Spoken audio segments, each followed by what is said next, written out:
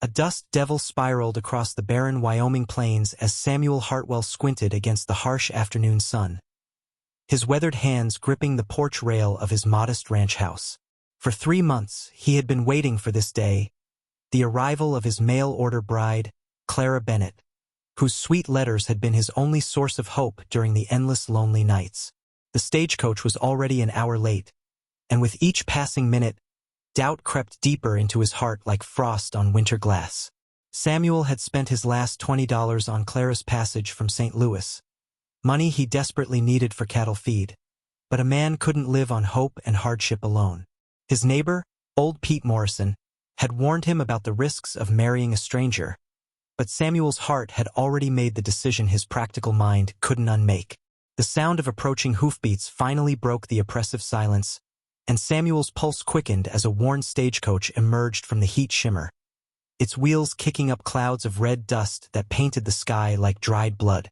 This was supposed to be the beginning of his new life, the end of 5 years of crushing solitude since his parents died in the influenza outbreak that had swept through Cheyenne County like wildfire.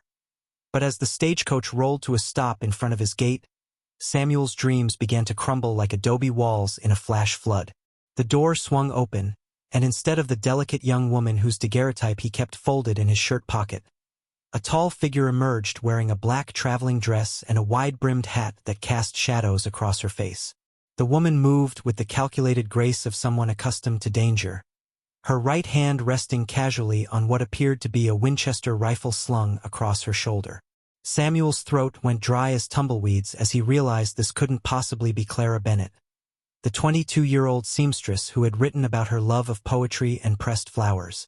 This woman carried herself like a predator, her green eyes scanning the landscape with the sharp focus of someone who had learned to spot trouble before it spotted her. When she finally looked directly at Samuel, her gaze was as cold and unforgiving as a January blizzard rolling down from the Rocky Mountains. The stagecoach driver, a grizzled man named Jake Whitmore whom Samuel recognized from previous trips through the territory, climbed down from his perch with obvious relief. Jake had been driving mail routes through Wyoming for 15 years, and Samuel had never seen him look quite so unsettled as he did while unloading the mysterious woman's belongings. A single leather trunk that seemed surprisingly heavy and a canvas bag that clinked metallically with every movement. The driver avoided eye contact with both Samuel and the woman, accepting his payment with hands that trembled slightly before climbing back onto his coach with unseemly haste. As the dust settled from the stagecoach's rapid departure, Samuel found himself alone with a complete stranger who bore no resemblance to the bride he had been expecting, and every instinct he had developed during his hard life on the frontier was screaming warnings at him like coyotes on a moonless night. The woman finally spoke, her voice carrying a slight southern accent that hadn't been mentioned in any of Clara's letters. "You must be Samuel Hartwell," she said, though it sounded more like a statement than a question. "I'm Margaret Sinclair, Clara's older sister." She paused, letting the weight of those words settle between them like stones in still water. "I'm afraid Clara won't be coming, Samuel. She died of consumption 3 weeks before she was supposed to leave St. Louis." The news hit Samuel like a physical blow, stealing the breath from his lungs and leaving him gripping the porch rail for support. Margaret continued speaking, but her words seemed to come from very far away, as if she were calling to him from across a vast canyon. "Clara asked me to come in her place, to honor the arrangement she had made with you. She felt terrible about leaving you waiting, and she knew how much you needed companionship out here in this godforsaken wilderness." Samuel's mind reeled with questions that tumbled over each other like stones in an avalanche. Why hadn't Margaret written to explain the situation? Why did she carry herself like a gunfighter rather than a grieving sister? And most importantly, what kind of seamstress needed to travel with enough ammunition to supply a small war? But before he could voice any of these concerns, Margaret picked up her trunk with surprising ease and walked past him into his house as if she had every right to be there. The casual way she surveyed his humble home, taking note of the rifle mounted above the fireplace, the location of the windows, and the back door that led to the barn, reminded Samuel uncomfortably of how a wolf might evaluate sheep in a pen. When she set her trunk down in what had been intended as Clara's bedroom, the floorboards groaned under its weight, and Samuel caught a glimpse of metal beneath the partially open lid before Margaret quickly closed it with a decisive snap. That first night, Samuel lay awake listening to the unfamiliar sounds of another person in his house, footsteps that moved too quietly for someone who claimed to be a simple seamstress, and the occasional metallic click that suggested Margaret was maintaining weapons rather than mending clothes.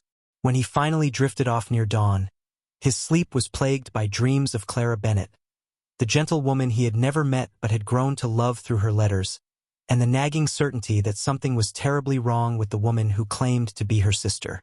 Margaret had shown him a worn photograph of herself with Clara, but something about it troubled him in ways he couldn't quite articulate.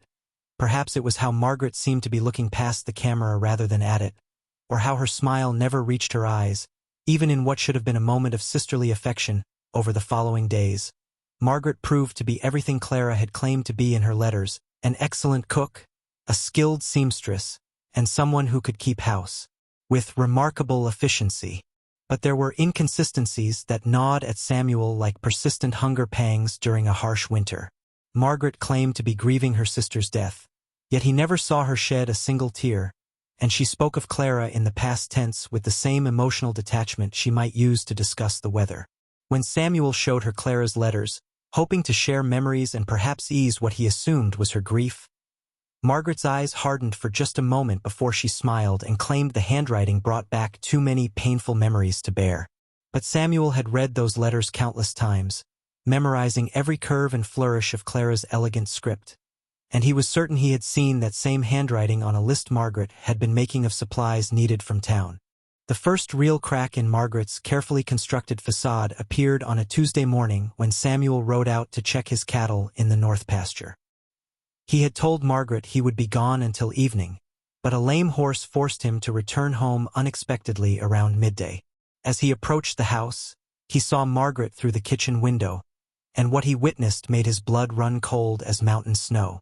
She was disassembling and cleaning what appeared to be a Colt revolver with the practiced efficiency of someone who had performed this task hundreds of times. More disturbing still was the concentration on her face, the same intense focus a craftsman might show while working on a delicate piece of machinery, but applied to an instrument of death. When Samuel deliberately made noise approaching the house, Margaret had the weapon cleaned, reassembled, and hidden before he reached the door, greeting him with a warm smile and questions about his early return that seemed just a little too casual to be genuine. That evening, as they sat by the fire after dinner, Samuel decided to test his growing suspicions with what he hoped would seem like innocent conversation. He asked Margaret to tell him more about Clara's final days, hoping to catch her in some inconsistency that would prove his fears were justified. Margaret's response was flawless, a heartbreaking account of watching her sister waste away, of sleepless nights sitting by Clara's bedside, of holding her hand as she whispered Samuel's name with her final breath. The story was so perfectly crafted, so rich with convincing details, that Samuel almost believed it himself.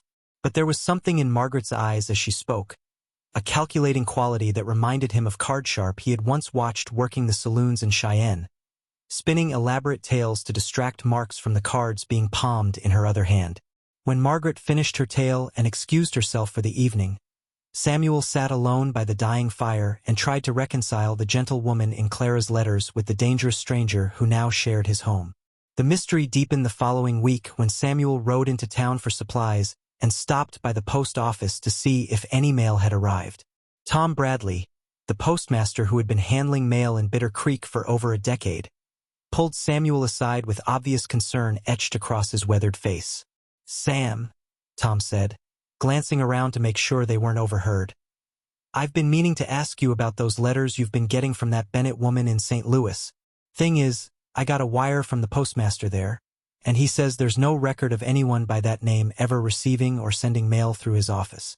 Now, I'm not one to pry into a man's business, but I've seen enough mail fraud in my time to know when something doesn't smell right, and this whole situation stinks worse than a skunk in a henhouse." The revelation hit Samuel like lightning striking a lone tree on an open plain, illuminating everything with terrible clarity, while simultaneously showing him how much danger he might be in. If there had never been a Clara Bennett, then who was the woman living in his house? And if she had gone to such elaborate lengths to deceive him, what did she really want from him? Samuel's mind raced through the possibilities, each more frightening than the last. Perhaps she was running from the law and needed a place to hide. Maybe she was part of a gang that robbed isolated ranchers, using the mail-order bride scheme as a way to get inside their homes and learn their weaknesses.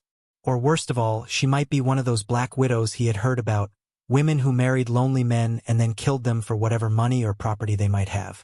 That night, Samuel pretended to go to bed at his usual time, but instead he sat by his bedroom window with his father's old hunting rifle across his knees, watching and waiting for some sign that would reveal Margaret's true intentions. The moon was nearly full, casting silver light across the yard and making shadows dance like restless spirits around the outbuildings. Around midnight, he saw Margaret's silhouette move past the kitchen window, and his heart began pounding like a blacksmith's hammer against an anvil. She emerged from the house carrying what appeared to be a lantern, but she kept it shuttered so that only the faintest glow escaped to guide her steps. Samuel watched in fascination and growing terror as she walked directly to his barn, moving with the confidence of someone who had scouted the route many times before. Unable to contain his curiosity and increasingly convinced that his life might depend on understanding what Margaret was really doing, Samuel crept out of the house and followed her trail to the barn. The massive wooden doors were slightly ajar, and through the gap he could see the wavering light of her lantern casting enormous shadows on the walls. What he saw inside made his knees weak and his hands shake so violently he nearly dropped his rifle. Margaret had moved several hay bales to reveal a hiding place she had obviously prepared, and from this cache she was removing items that confirmed Samuel's worst fears: dynamite, fuses, detailed maps of the surrounding area, and what appeared to be a large sum of money wrapped in oilcloth. But most chilling of all was a leather-bound journal in which she appeared to be making notes, and from his vantage point Samuel could just make out his own name written at the top of the current page. As Samuel watched in horrified fascination, Margaret began loading ammunition into several weapons he had never seen before: a rifle that looked military in origin, multiple revolvers, and even a sawed-off shotgun that was illegal in most territories. The methodical way she prepared each weapon spoke of extensive training and experience with violence, and Samuel realized he was watching a killer prepare for whatever mission had brought her to his remote ranch. The woman who claimed to be Clara's grieving sister was actually some kind of professional criminal, and Samuel was almost certainly intended to be her next victim. The only question was when she planned to strike, and whether he could somehow turn the tables on her before she had the chance to add his name to what was obviously a long list of people who had trusted Margaret Sinclair and paid for that trust with their lives. Just as Samuel was beginning to back away from the barn, hoping to return to the house without being detected, Margaret's voice cut through the night air like a blade. "I know you're out there, Samuel," she said calmly, not even turning around from her weapons preparation. "You might as well come inside and we can discuss this situation like civilized adults." The casual tone of her voice was somehow more terrifying than if she had been shouting threats, and Samuel realized that his amateur attempts at stealth had been laughably inadequate against someone with Margaret's obvious training. With no choice but to comply, Samuel stepped into the barn, keeping his rifle ready but knowing it would probably do him little good against a woman who had clearly been planning for this confrontation far longer than he had. Margaret finally turned to face him, and in the lamplight Samuel could see that any pretense of grief or innocence had vanished from her expression. She looked like what she truly was: a predator who had been playing with her prey and had now decided it was time to finish the game. "I suppose you want to know who I really am," she said, settling onto a hay bale as if they were having a normal conversation rather than a confrontation that would likely end with one of them dead. "My real name is Margaret Dalton, and I'm what you might call a problem solver for people who have problems that can't be solved through legal means. About 6 months ago, I was hired by a consortium of railroad investors who are very interested in acquiring your land, Samuel. They made you several offers, all of which you refused, and now they've decided that a more permanent solution is necessary." The revelation struck Samuel like a physical blow as he realized the full extent of the trap that had been laid for him. The railroad had been trying to buy his property for 2 years, offering prices that were insultingly low for land they obviously considered valuable enough to kill for. Samuel's ranch sat at the confluence of 2 valleys, making it a natural location for a major rail junction that would be worth millions to whoever controlled it. By refusing their offers, he had signed his own death warrant without even realizing it. Margaret continued her explanation with the same matter-of-fact tone she might use to discuss the weather, describing how she had researched his background, learned about his loneliness, and created the fictional Clara Bennett to lure him into a false sense of security before eliminating him and claiming his land through forged documents that would make her his legal widow. "The beauty of the plan," Margaret said, checking the cylinder of her revolver with practiced ease, "is that everyone in town knows you were expecting a mail-order bride, and when they find your body in what appears to be a tragic accident, I'll be the grieving widow who inherits everything you owned. By the time anyone thinks to question my story, I'll have sold the land to the railroad and disappeared with enough money to live comfortably for the rest of my life." Samuel felt his world collapsing around him like a house of cards in a windstorm as he realized how thoroughly he had been manipulated. Every letter from Clara, every gentle word and sweet sentiment, had been carefully crafted lies designed to make him trust a woman who saw him as nothing more than an obstacle to be removed. But as Margaret raised her weapon to end Samuel's life, something unexpected happened that changed everything in an instant. The barn door exploded inward, and through the opening stepped a figure that made both Samuel and Margaret freeze in shock. It was a woman roughly Margaret's age, but where Margaret radiated cold calculation, this newcomer seemed to burn with righteous fury. She held a rifle with the same professional competence Margaret displayed, but there was something else in her bearing, a personal investment that went beyond mere business. "Hello, sister," the newcomer said, her voice carrying a mixture of love and betrayal that cut through the night air like a knife. "I've been looking for you for a very long time." Margaret's composure cracked for the first time since Samuel had known her, and he saw genuine fear flash across her features before she regained control. "Clara," she whispered, and Samuel felt his understanding of reality shift once again as he realized he was looking at the real Clara Bennett. Not the gentle seamstress from the letters, but a woman who had been forged in the same fires that had created Margaret Dalton. "I thought you were dead," Margaret said, lowering her weapon slightly. "The consumption. The doctor said there was no hope." Clara's laugh was bitter as winter wind across an empty grave. "I recovered, no thanks to you. But I learned some interesting things while I was supposedly dying, Margaret. I learned about your real profession, about all the people you've killed, about the money you stole from our family before you disappeared into the night like the coward you've always been." The family resemblance between the two women was unmistakable now that Samuel could see them together, but where Margaret was all sharp edges and calculated charm, Clara seemed to have been worn down by hardship into something harder and more genuine. "I've been tracking you for 8 months, Clara continued, keeping her rifle trained on her sister with unwavering focus. "Following the trail of bodies you've left from Missouri to California. Did you really think I wouldn't figure out your mail-order bride scheme? Did you think I wouldn't come to save the poor fool you were planning to murder in my name?" Samuel realized that Clara had been reading Margaret's mail somehow, intercepting the letters that were supposedly from her and learning about the elaborate deception that had been constructed around her identity. "You always were too sentimental for your own good," Margaret replied, her voice regaining some of its earlier coldness. "These frontier types are barely human anyway, just obstacles in the way of progress. Samuel here would have died eventually from disease or Indians or simple stupidity. I'm just accelerating the inevitable while making a profit from it." Clara's eyes blazed with anger at her sister's casual dismissal of human life, and Samuel could see her finger tighten on the trigger of her rifle. "These people aren't obstacles, Margaret. They're human beings with dreams and hopes and feelings. Samuel didn't deserve to die just because he happened to own land that some greedy railroad barons wanted to steal." The standoff stretched taut as a bowstring between the two sisters while Samuel tried to process everything he had learned in the space of a few terrifying minutes. The woman he had fallen in love with through her letters was real, but she was nothing like the gentle seamstress he had imagined. Clara Bennett was a hunter, tracking her own sister across half the country to prevent another murder. The woman he had been living with for weeks was a killer who saw him as nothing more than another job to complete. And somewhere in the darkness, powerful men were waiting for news of his death, so they could claim his land and build their railroad empire on his grave. "There's something else you should know, Margaret," Clara said, her voice dropping to barely above a whisper. "I didn't come here alone. There are federal marshals surrounding this ranch right now, waiting for my signal. You see, I've been working with them for the past 3 months, helping them build a case against the railroad consortium that's been hiring killers like you to clear land for their expansion.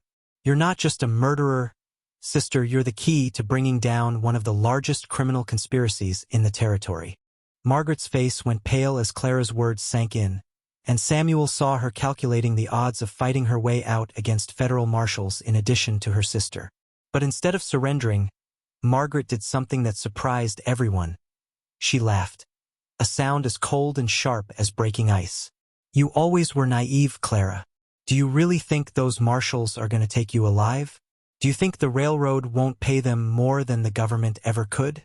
By morning, this ranch will be nothing but ashes, and all 3 of us will be dead from what appears to be a tragic fire that destroyed all the evidence of what really happened here. The implication of Margaret's words hit Samuel like a lightning bolt as he realized the true scope of the conspiracy against him. The federal marshals Clara thought were her allies might actually be working for the railroad, meaning that Clara had walked into the same trap that had already claimed Samuel.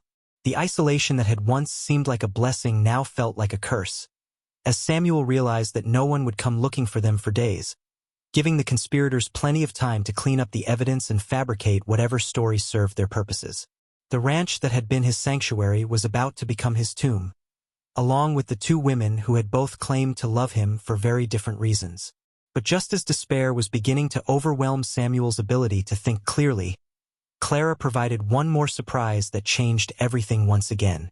Actually, Margaret, there's something I haven't told you, she said with a smile that was every bit as cold as her sister's. Those marshals I mentioned? They're not federal marshals at all. They're Pinkerton detectives hired by a rival railroad company that wants to stop your employers from monopolizing the western expansion. And they're not here to arrest you. They're here to make sure you never report back to the people who sent you. You see, this isn't about justice, sister. This is about business, and you've outlived your usefulness to everyone involved. The horrifying truth of their situation crashed over Samuel like an avalanche as he realized that none of them were going to survive the night. The Pinkerton detectives surrounding his ranch didn't care about right or wrong. They were simply eliminating competitors in the same ruthless way that Margaret had been eliminating obstacles. Clara hadn't come to save him. She had come to use him as bait in a war between criminal organizations that saw human lives as nothing more than accounting entries. The woman he had thought was his salvation was actually his executioner, and the woman he had thought was his executioner was actually just another victim in a conspiracy too large for any of them to escape. Margaret's composure finally shattered completely as the full implications of her sister's betrayal sank in. "You treacherous little witch," she snarled, raising her weapon toward Clara. "I should have killed you years ago when I had the chance." But before she could fire, Samuel made a decision that surprised even himself. Instead of trying to escape or hide, he stepped between the 2 sisters, knowing that their mutual destruction would leave him alone against the Pinkerton detectives, but unable to watch Clara die after everything she had sacrificed to try to save him. "Stop!" he shouted, his voice echoing in the confined space of the barn. "If we're all going to die tonight anyway, at least we can choose to die as human beings instead of animals." The simple dignity of Samuel's words seemed to pierce through the hatred and calculation that had been driving both women, reminding them of something they had almost forgotten in their pursuit of revenge and survival. For a moment, the barn fell silent except for the soft sounds of their breathing and the distant call of a night bird that had no idea how close it was to witnessing the end of 3 human lives. Then Clara slowly lowered her rifle, tears streaming down her face for the first time since she had appeared. "He's right, Margaret. We're sisters. We're family. And family shouldn't die hating each other, no matter what we've done." Margaret looked at her sister for a long moment, and Samuel saw something shift in her expression. Not redemption, exactly, but perhaps a memory of who she had been before she became a killer. "Family?" she repeated, as if the word was foreign to her tongue. I'd forgotten what that word meant. She set down her weapons and walked to Clara, and for an instant Samuel thought he was witnessing a miracle of forgiveness and reconciliation. But as Margaret reached her sister, her hand moved with lightning speed to a hidden knife, and Samuel realized that even in her apparent moment of humanity, she was still a predator incapable of change. Clara saw the attack coming and twisted away, but the blade caught her across the ribs, drawing a line of blood that looked black in the lamplight. She stumbled backward, raising her rifle by instinct, and Margaret pressed her advantage with the ruthless efficiency that had kept her alive through years of violence. The two women crashed into the hay bales, fighting with a desperate intensity that spoke of old grievances and deep wounds that went far beyond their current circumstances. Samuel watched in horror as the sisters, one who had tried to kill him and one who had tried to save him, battled for their lives while the minutes ticked away toward whatever fate the Pinkerton detectives had planned for all of them.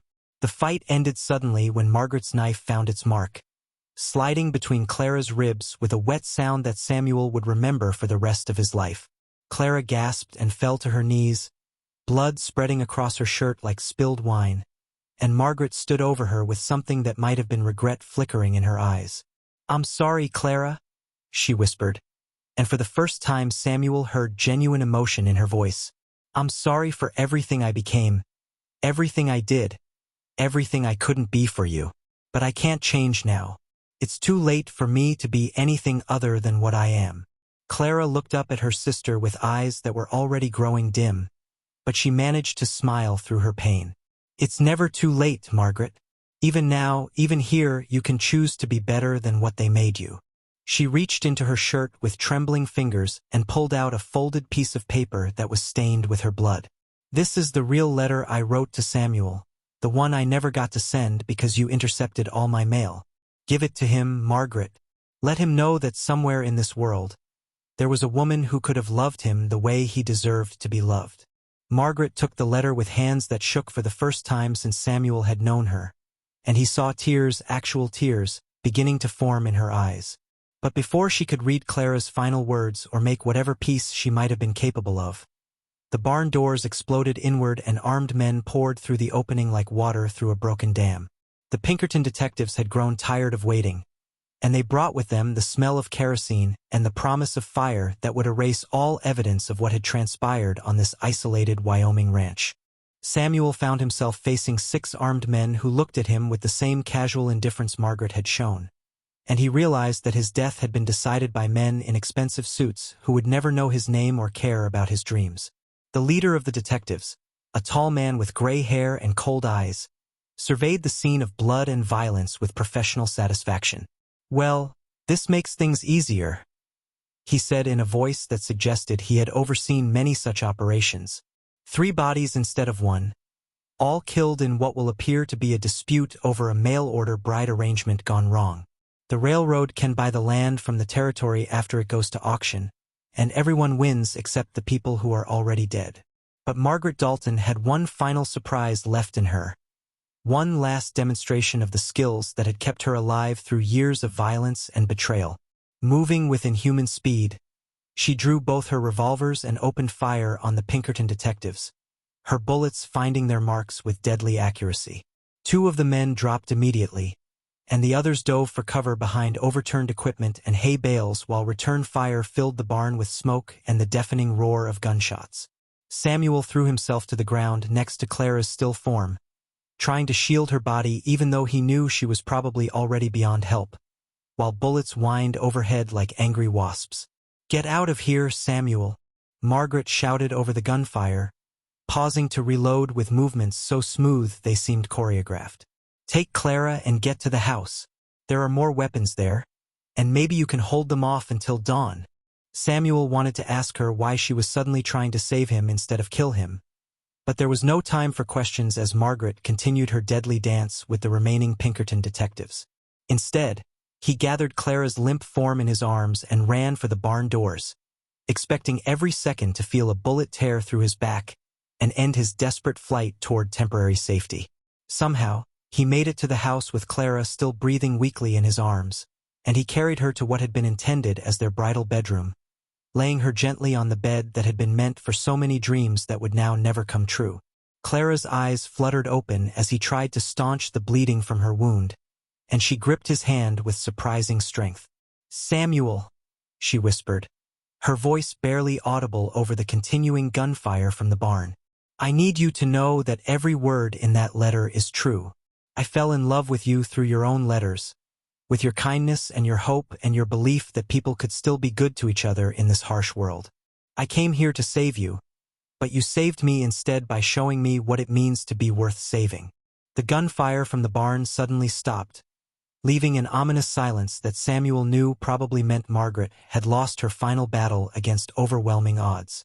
Clara seemed to sense it too, because her grip on his hand tightened with desperate urgency. "They'll come for us now," she said, blood flecking her lips as she spoke. "But Samuel, I need you to promise me something. If you survive this, if somehow you get out of here alive, don't let hatred consume you the way it consumed Margaret. Don't let their cruelty make you cruel. Be better than they are, because that's the only way any of us can truly win against people like them." Before Samuel could promise her anything, the front door of his house exploded inward under the impact of a boot, and the surviving Pinkerton detectives entered with their weapons ready and murder in their eyes. The leader, his expensive suit now torn and stained with smoke, looked at Samuel with the disgusted expression of a man who had been forced to work much harder than he had planned.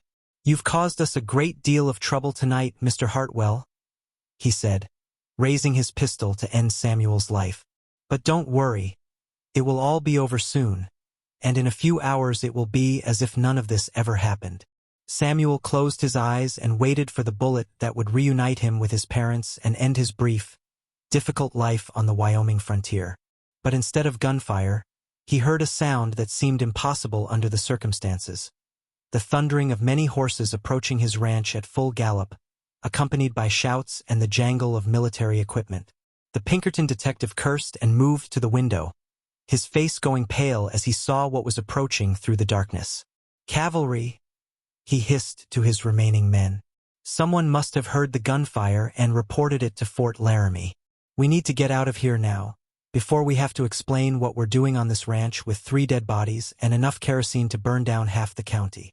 The detectives fled through the back door like the criminals they were, leaving Samuel alone with Clara as the sound of approaching salvation grew louder by the second. Samuel held Clara's hand and watched her breathing grow more shallow with each passing moment, knowing that help was coming but probably too late to save the woman who had traveled across half the country to rescue a man she had never met. As the cavalry soldiers surrounded his house and began shouting orders in the disciplined voices of professional soldiers, Clara opened her eyes one last time and smiled at Samuel with an expression of perfect peace. "Thank you," she whispered, so quietly that he had to lean close to hear her final words. "Thank you for showing me what love could be, even if we only had it for a few minutes." Clara Bennett died in Samuel Hartwell's arms as the first rays of dawn painted the Wyoming sky the color of hope, and Samuel felt something inside him break and heal simultaneously as he realized that even in the midst of betrayal and violence and death, he had experienced something precious that no one could ever take away from him. The woman he had loved through letters had been real, and she had loved him in return, and that love had been worth every moment of terror and confusion he had endured to find it. As the cavalry captain entered his house and began asking questions about the night's events, Samuel carefully folded Clara's final letter and placed it over his heart, knowing that he would carry her words with him for whatever remained of his life. The investigation that followed revealed the full scope of the conspiracy against Samuel's ranch, and within 6 months the railroad executives who had ordered his murder were facing federal charges that would see them imprisoned for the rest of their lives. The Pinkerton detectives were never found, having disappeared into the vast expanse of the American frontier like smoke on the wind, but Samuel knew that justice had been served in its own way. Margaret Dalton's body was never recovered from the burned ruins of the barn, leading some to believe she had somehow escaped in the confusion, but Samuel preferred to think that she had finally found the peace that had eluded her throughout her violent life. Samuel kept his ranch and eventually prospered, using some of the compensation money from the railroad settlement to build the kind of life he and Clara had dreamed about in their letters. He never married, but he was never truly alone either, because he carried Clara's love with him like a flame that no amount of wind or rain could extinguish. Sometimes, on quiet evenings when the Wyoming wind sang through the grass, he would take out her letter and read it again, remembering not the violence and betrayal that had brought them together, but the brief, shining moment when 2 lonely hearts had found each other across the vast distances of the American frontier and discovered that love, even in its briefest form, was the most powerful force in a harsh and unforgiving world.